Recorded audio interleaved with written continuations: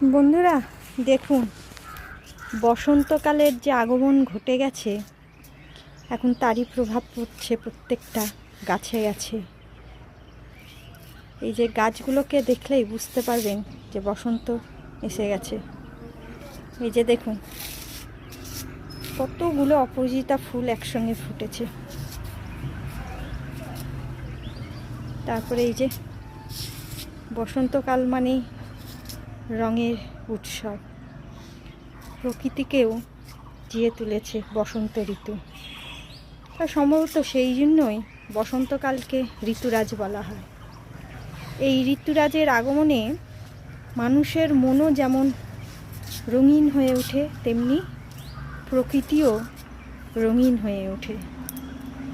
আজকে বাসন্তী পুজোর অষ্টমী তিথি। তা দেখুন, অষ্টমীতে আমার ভাগ্য খুবই ভালো, পদ্ম পেয়েছি। এটা স্থলপদ্ম, তবে সিঙ্গেল পাপড়ি। এই ফুলই বা এই সময় কে পায় অষ্টমীতে? মা দুর্গাকে দেওয়ার জন্য। তার সঙ্গে ফুটেছে একটা হলুদ জবা। এই যে দেখুন,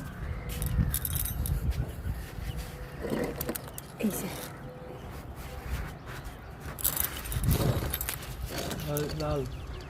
আরেকটা ফুটেছে।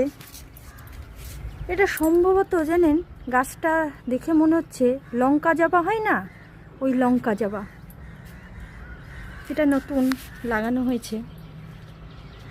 ওই যে ঋতুরাজের আগমনে প্রত্যেকটা গাছই সেজে উঠেছে। সঙ্গে তো আবার বাসন্তী পুজো, মায়ের আগমন ঘটেছে। তা অবশ্যই মানুষের সঙ্গে প্রকৃতিও সেজে উঠবে।